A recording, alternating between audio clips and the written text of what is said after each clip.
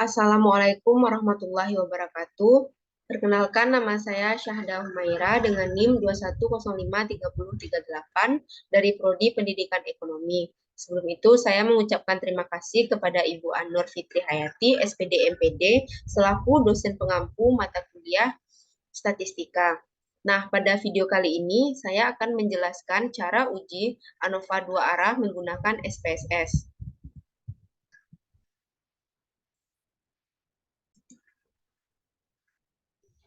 Sebelum itu, kita sudah mengetahui bahwa langkah-langkah dalam uji two-way ANOVA yaitu ada dua. Yang pertama, melakukan uji normalitas nilai residual standar. Yang kedua, uji homogenitas dan uji two-way ANOVA.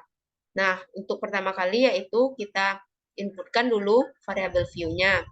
Variabel yang pertama yaitu gaji, yang kedua masa kerja,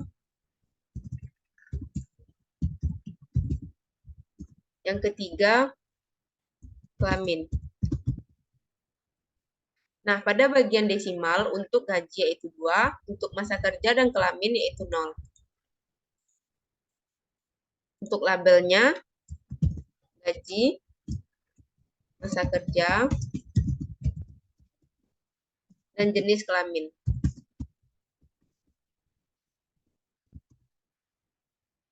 Kemudian kita inputkan value-nya untuk masa kerja.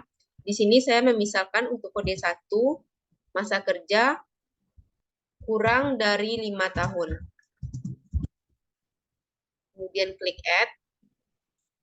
Untuk kode yang kedua, masa kerja dari 6 sampai 10 tahun. Kemudian klik add. Dan untuk kode yang ketiga, itu jenis kelamin. Yaitu masa kerja dari lebih dari 10 tahun. Klik add, kemudian klik OK.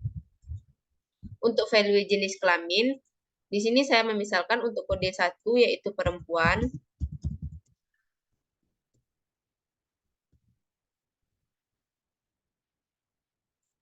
Untuk kode 2, laki-laki.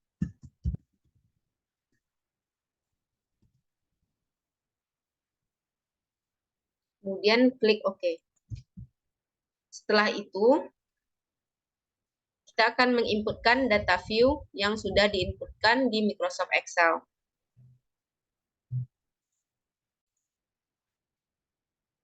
Nah, ini adalah data yang sudah saya kelompokkan di Microsoft Excel yang akan diinputkan ke data view. Nah, data ini tinggal kita copy pastekan ke data view.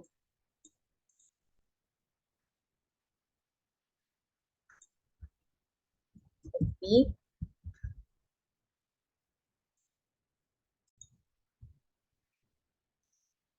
Kita kopikan ke variabel view.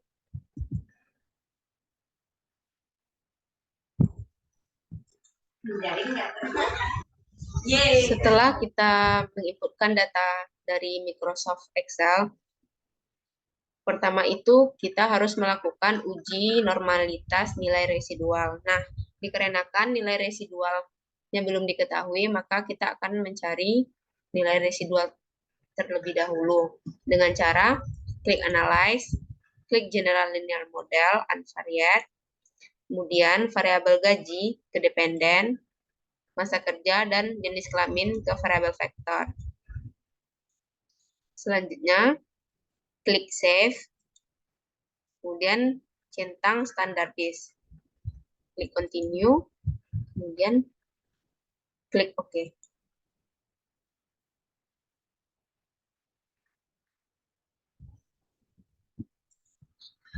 Nah, setelah kita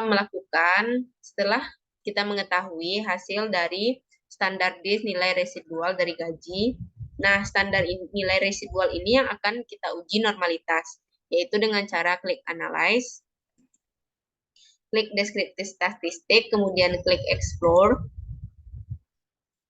kemudian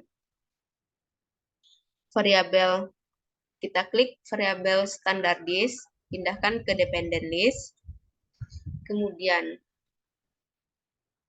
klik plots, kemudian centang normality plots with test untuk mengetahui uji normalitas. Klik continue, kemudian klik OK.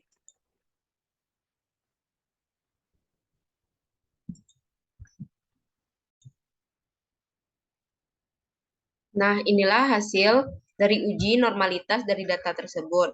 Dasar pengambilan dari uji normalitas seperti yang kita ketahui, jika nilai signifikasi besar dari 0,05, maka nilai residual standar normal. Sedangkan jika nilai signifikasi kecil dari 0,05, maka nilai residual standar tidak normal.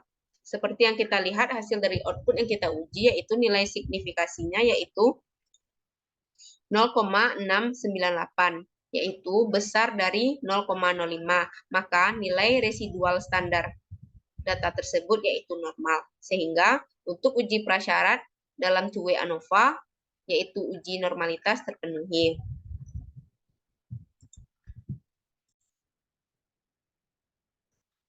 Setelah kita melakukan uji normalitas, selanjutnya kita akan melakukan uji homogenitas dan two-way ANOVA dengan cara klik Analyze, General Linear Model, Unvariate, kemudian klik Save, kita hilangkan centang di Standard Disk.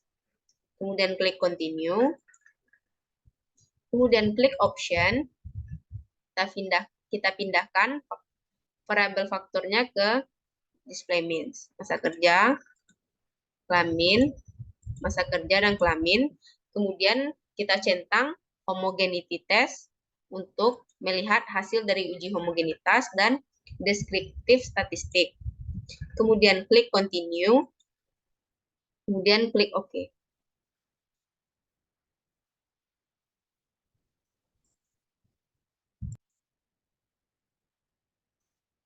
Nah, inilah hasil dari output uji homogenitas. Pada output di sini terlihat bahwa nilai signifikasi 0,335. Jadi dapat disimpulkan karena nilai signifikasi 0,335 besar dari 0,05, maka dapat disimpulkan bahwa variabel jumlah gaji adalah variabel yang homogen, sehingga homogenitas dalam uji two-way ANOVA terpenuhi. Selanjutnya, hasil dari output test of between subject effect. Nah, dalam hasil output ini digunakan dalam menjawab rumusan masalah dari penelitian kita. Dasar pengambilan keputusannya yaitu yang pertama, jika nilai signifikasi kecil dari 0,05, maka ada perbedaan jumlah gaji karyawan berdasarkan variabel faktor. Sedangkan jika nilai signifikasi besar dari 0,05, maka tidak ada perbedaan jumlah gaji karyawan berdasarkan variabel faktor. Selanjutnya yaitu bagian hasil output dari estimate marginal means. Nah, hasil dari output ini digunakan atau hasil ini menjelaskan mengenai perbedaan rata-rata jumlah gaji karyawan berdasarkan masa kerja dan jenis kelamin karyawan secara lebih deskriptif atau terperinci. Baiklah, hanya itu penjelasan dari saya mengenai uji two-way ANOVA. Jika ada kesalahan kata, saya mohon maaf. Saya akhiri. Assalamualaikum warahmatullahi wabarakatuh.